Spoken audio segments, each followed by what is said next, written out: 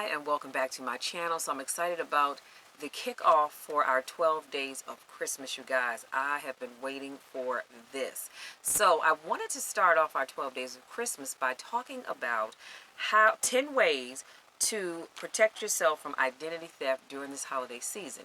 Now, it is so easy to become a victim of identity theft any time of the year. But this time of the year specifically, it's really, really easy to do that because we're getting so many emails and text messages, and a lot of people do online shopping. I'm one of those people because I just don't really want to go into the stores, don't like the crowds and all that other good stuff. So we're going to talk about, like I said, 10 ways that you can avoid becoming a victim. So number one, beware of emails that contain links or unsolicited phone calls. During this time of the year, you're going to get a ton of emails saying we're having a sale, and a lot of those places, believe it or not, are places that you normally would shop. So you have to be very, very careful. So I am a JCPenney lover. If you know me, then you know I love shopping at JCPenney. So when I get an email from them talking about the sales that they have, if I'm going to purchase something, I don't click on the link in the email. And it very well may be a legitimate link, but I will not click on that link. Instead, I will close my email. I will go to JCPenney's website by typing in www.jcpenney.com and go in directly into their website. I don't click on any links that are sent to me. And it's not just JCPenney. I get links from Starbucks. I get links from AC Moore. I get links from Michael's, quite a few stores, Hobby Lobby, you name it. But I never click on those links. Any time of the year, I will just go directly to the store's website. That way, I'm sure that I'm going to the right place and not a link that is set up to deceive me. Because here's the thing, you guys. When you click on those links, they look real. Everything looks real. It looks just like the store that you think you're shopping at. But the problem is when you go to check out and you enter in your name, your address, your credit card number, and that 3-digit code on the back, you have just given all of your information to scammers that are going to replicate your credit card. And then they can have your number and go shopping everywhere else they want to. Plus, you're not going to get the item that you thought that you were buying to begin with. So that's why I encourage you, do not click on links. Just go directly to the store's website. So, let's see. So that was that. And number 2, shop carefully, especially online. I just talked about that.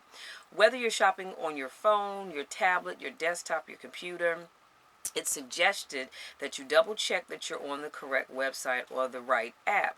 People clone websites. Did I not just tell you guys that?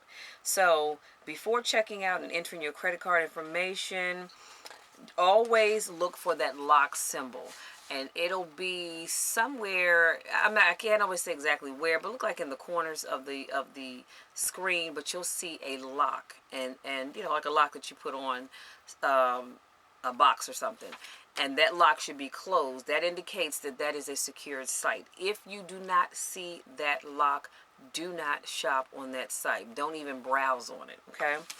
So, number 3, review your account statements even more frequently than usual. So while you might typically wait for your monthly credit card statement to comb through charges, it's suggested that you review them more frequently around the holiday season. So if you do see anything erroneous, then you can report it more quickly. And if your card has been compromised, your issuer can shut down your card and send you a new one right away. Okay, and this is not just for credit card users. This is also for those of you, or I should say myself too, that tend to shop with my check card.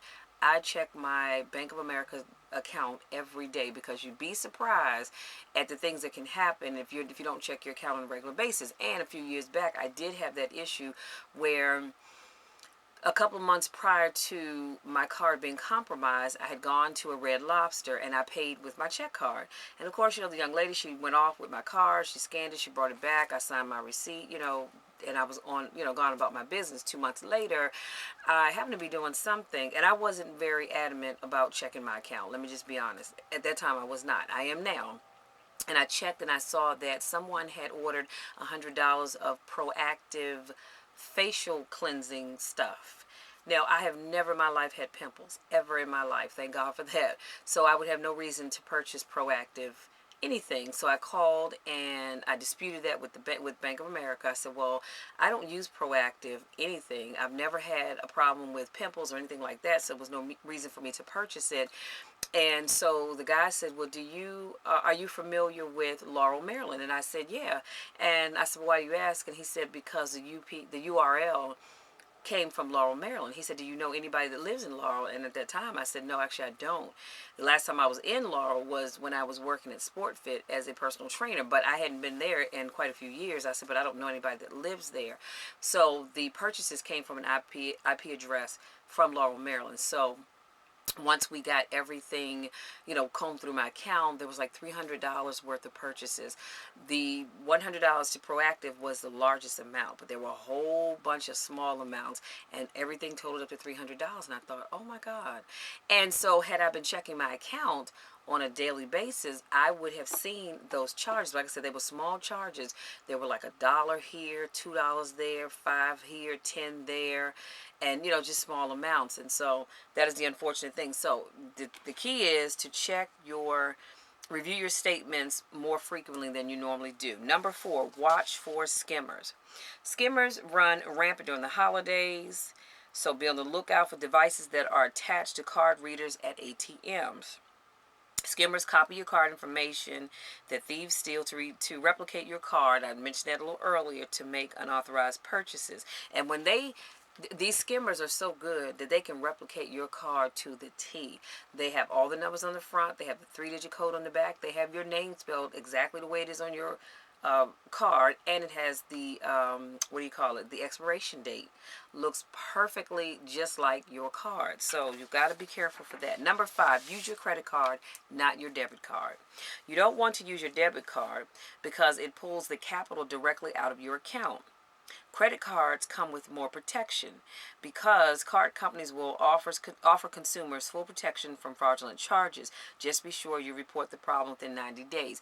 Now, let me put a pin right here, because honestly, that incident that I had with my check card from Bank of America, I didn't have any problems at all.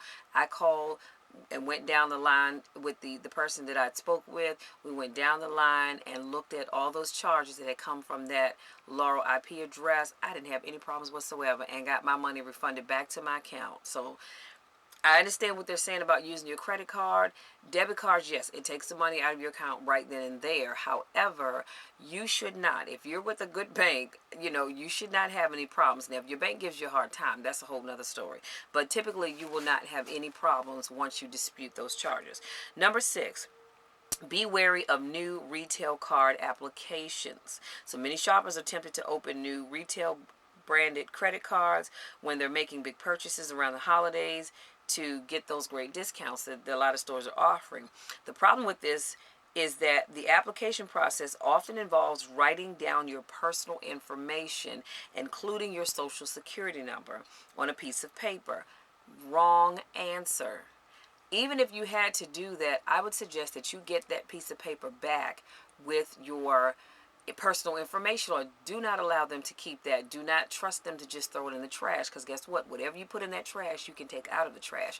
So if you have to write it down, I would just say don't bother. But if you just have to because you want that card, I would suggest getting that piece of paper back into your own hands, and you can destroy and dispose of it. Okay? So you don't know where it's going when they write your information down. Someone could take a picture with a phone or throw it away. I just said that, right? So instead, if you can, apply for these credit cards online, not in the store. Okay. Number 7, don't shop from a coffee shop. Okay. Don't make transactions with public Wi-Fi is essentially what this is saying, because the criminals can access the information passed through the network, which means your banking information is at risk. People forget their phones and tablets are just computers. So you're no safer using your phone than you are using your laptop.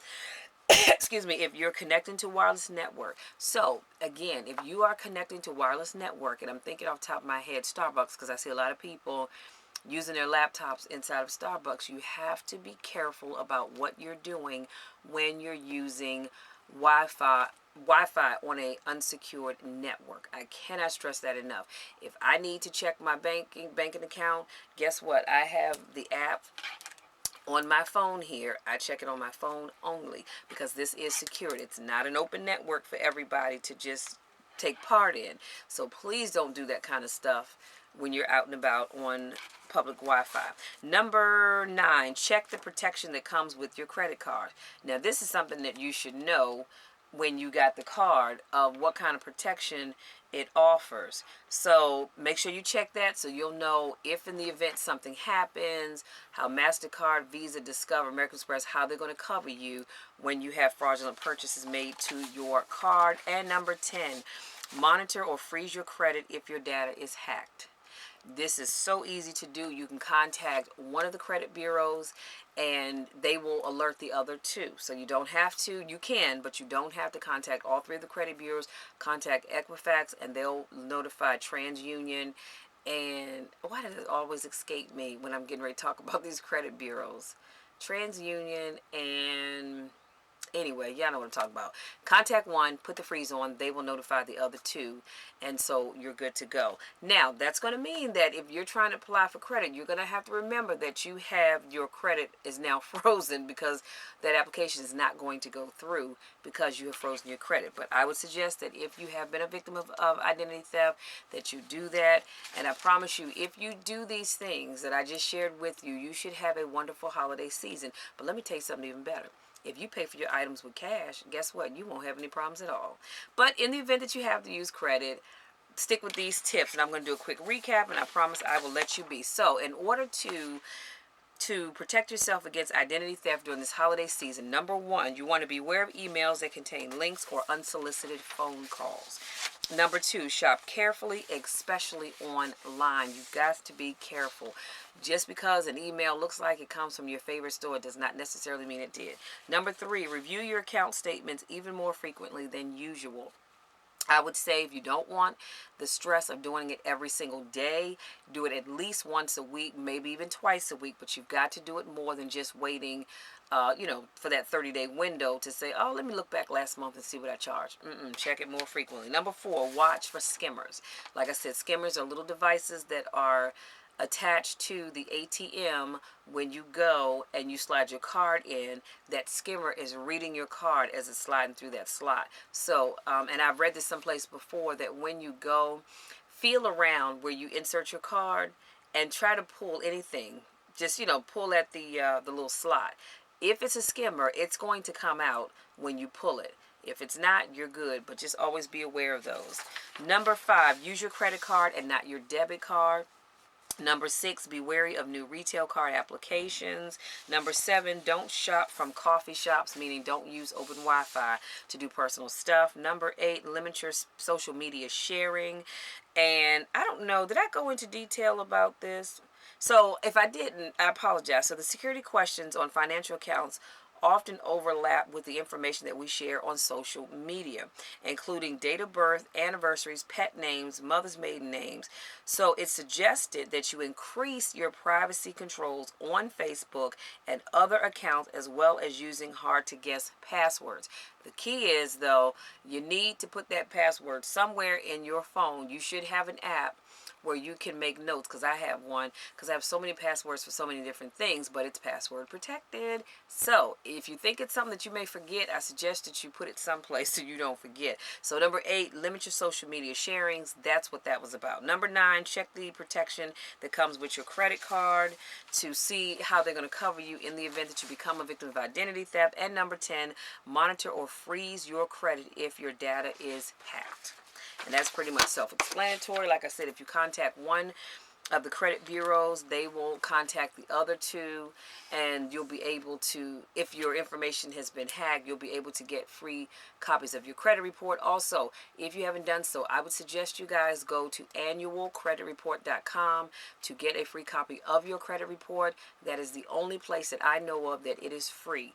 A lot of these other places will say, oh, come get your credit report, it's free. No, it's not, because they're signing you up for some other stuff in the background, because they're going to ask you for your credit card. So annualcreditreport.com is the only place you can get a free credit report. And I'll be sure to link that in the description so you don't have to worry about trying to remember it.